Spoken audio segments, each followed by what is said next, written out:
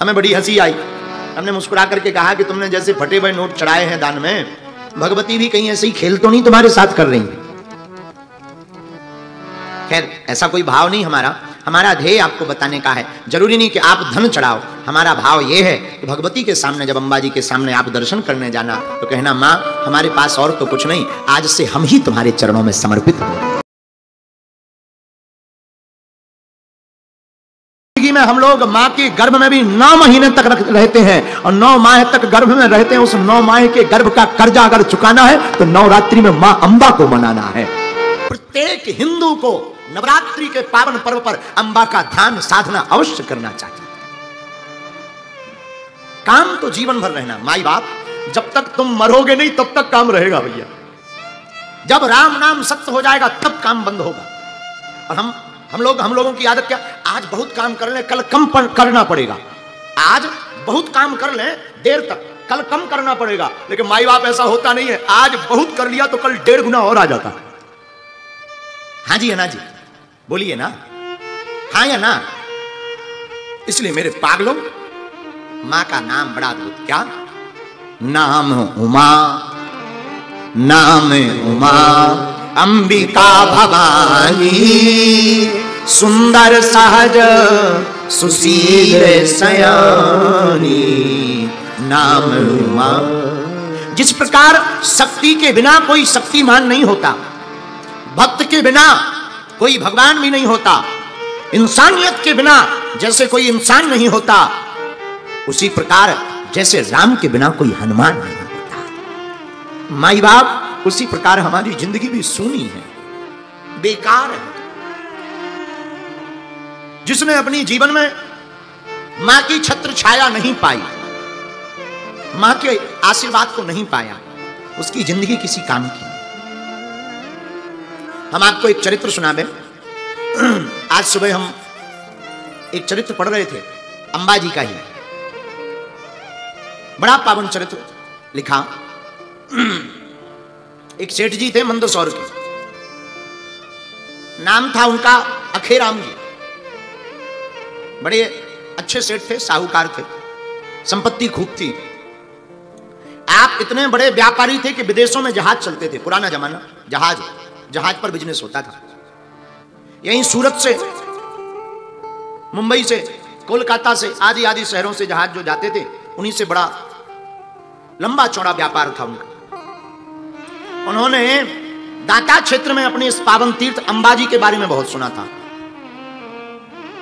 एक बार धोखे से वो यहां दर्शन करने आ गए, बड़े आनंदित भये। कुछ दिनों बाद उन्हें व्यापार के निमित्त विदेश जाना पड़ा, तो अंबाजी को प्रणाम करके कहा, मां हमारे व्यापार की सफलता देना, हम जा रहे हैं, देखना महिमा। प्रणाम करके चले गए, खूब विदेशों में व्यापार किया। वापसी में पूरा जहाज माल भर करके लाए। 2-4 सहपाठी मित्र, मुनीम, कार्यकर्ता और स्वयं सेठ जी जहाज में आगे बैठे। जहाज चला जा रहा है। रात के यही कोई 9 बजे होंगे। शक्ति अंक में इस कथा का वर्णन आया है। रात को कोई 9 बजे होंगे और समुद्र के मध्य में एक घटना घट गई। तूफान आ गया। तूफान आ गया तो जहाज फंस गया। जहाज फंसा तो जहाज चलाने वाले व्यक्ति ने कहा, सेठ जी अब तो भगवान ही बचा सकते हैं, तूफान खतरनाक है और पानी कहीं अगर जहाज में थोड़ा भी भरने लगेगा तो जहाज पहले से ही खूब भरा पड़ा है, जल्दी डूब जाएगा। एक बात बोलें, समुद्र में हजारों गिलियन पानी होता है, लाखों करोड़ों गिलियन पानी होता है, लेकिन समुद्र एक छोटी सी नाव को तब तक नहीं डुबा पाता जब तक समुद्र का पानी नाव में ना चला जाए। वैसे ही हमारी जिंदगी में लाखों करोड़ों संकट हमारे सामने आ जावे, पर हम तब तक नहीं बहक सकते जब तक उन संकटों को अपने मन में नहीं रखेंगे, और मन में नहीं रखेंगे तो संकट तुम्हारा बाल बांका नहीं कर सकते। तो वह डरने लगा। सेठ जी भी बड़े डर गए कि कहीं मर ना जाए। इस दुनिया में बड़ी आपत्ति यह है कि कोई मरना नहीं चाहता। और हद मजे की बात ये देखना कि दुनिया में कोई मरना नहीं चाहता, पर मरना सबको है। बूढ़े आदमी से भी पूछो, 86 साल का बुढ़ा हो, 80-85 साल पार कर गया हो और मर रहा हो, एकदम बिस्तर पर पड़ा हो, उसके पास भी जाओ, हाथ जोड़ के कहते हे भगवान हमें बचाओ। तो सेठ जी की आंखों में आंसू आ गए, अब तो मरना तय है। माई बाप रोते रोते उन्होंने अंबाजी का ध्यान किया। हम आपको बिल्कुल सत्य घटना बता रहे हैं। एक पुस्तक है गीता प्रेस की शक्ति अंक, उसके 697 नंबर पेज पर इस कथा का वर्णन किया। सेठ अखेराम जी ने प्रार्थना की, हे दाता क्षेत्र की अंबाजी, हमारी जितनी संपत्ति है हम उस संपत्ति का आधा दान आपको दे देंगे, लेकिन कृपा करके हमारे प्राण बचा लो। और दान इसलिए नहीं देंगे कि लालच देंगे या घूस, मां उस दान से हम जगत का कल्याण करवाएंगे, पर कृपा करके हमारे प्राणों को बचाओ। और हृदय की भाव की पुकार मां सुन लेती। माई बाप बेटा कैसा भी कपूत हो गए, कभी उसने स्तुति ना की हो, कभी उसने प्रार्थना ना की हो, कभी उसने ध्यान ना किया हो, कभी जप तप ना किया हो, लेकिन कोई हृदय से पवित्र भाव से मां अम्बा को जो पुकार लेता है, मां सभी नियम तोड़ करके उसकी लाज बचाने चली आती है। और उन्होंने सच्चे हृदय से कहा, मां हमारे प्राण बचाओ। और माता रानी से रहा नहीं गया। माता रानी की ऐसी कृपा हुई कि भगवती ने अपने त्रिशूल की नोक से पूरे जहाज को समुद्र से बीचों बीच से हटा करके फेंक दिया और आकर के समुद्र के किनारे वो जहाज लग गया एक झटके में। सेठ जी बड़े चौंके। गुजरात में ही समुद्र के किनारे उनका जहाज लगा। तुरंत भागे भागे अंबाजी आए। जगदंबा के दरबार में आकर के अपने संकल्प को पुजारी जी को बतलाया, महाराज हमने ऐसा ऐसा संकल्प लिया था। और पुजारी जी को पूरा वृतांत बतलाया।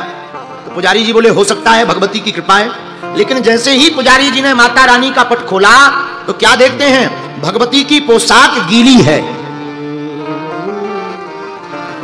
और इतना ही नहीं, केवल पोशाक गीली नहीं, जब उस पोशाक को लेकर के निचोड़ा गया और उस जल को जब जीभ से लगाया तो वो खारा निकला। खारा पानी आते ही श्री माता जी ने, अंबाजी ने पूरी प्रत्यक्ष घटना स्वप्न में पुजारी जी को बतलाई। पुजारी जी बड़े प्रसन्न भये और सेठ अखेराम जी जय जयकार करते हुए अपनों घर को गए और उन्होंने माता रानी को भेंट चढ़ाई और भगवती को भेंट चढ़ा करके पूरा जीवन भगवती के चरणों में समर्पित कर दिया। साधु नाम इनका अंबिका है, अंबा है। भगवती बड़ी दयालु है। जो भी साधक भगवती की साधना को नवरात्रि के पावन पर्व पर श्रद्धा पूर्वक करता है, ज्योत लगाता, बीज मंत्र का जाप करता, तन मन धन में से कुछ भी अर्पित कर दे। जरूरी नहीं तुम संपत्ति चढ़ाओ, मन को चढ़ाओ, अपने मन को अर्पण कर दो। हे भगवती आज से ये हमारा सारा वैभव आपका है, हम आपके दास बनकर के हैं। और जो इस प्रकार के भाव से भगवती के चरणों में जीता है, माई बाप वह रंक भी राजा बन जाता है। भगवती के दरबार में वो रंक भी राजा बन जाता। पर कुछ लोग ऐसा दान करते हैं कि राम जी बचाएं। हमें बड़ी हंसी आई। हमने मुस्कुरा करके कहा कि तुमने जैसे फटे हुए नोट चढ़ाए हैं दान में, भगवती भी कहीं ऐसे ही खेल तो नहीं तुम्हारे साथ कर रही है। खैर ऐसा कोई भाव नहीं हमारा। हमारा ध्येय आपको बताने का है। जरूरी नहीं कि आप धन चढ़ाओ। हमारा भाव यह है कि भगवती के सामने, जब अंबाजी के सामने आप दर्शन करने जाना तो कहना, मां हमारे पास और तो कुछ नहीं, आज से हम ही तुम्हारे चरणों में समर्पित हो।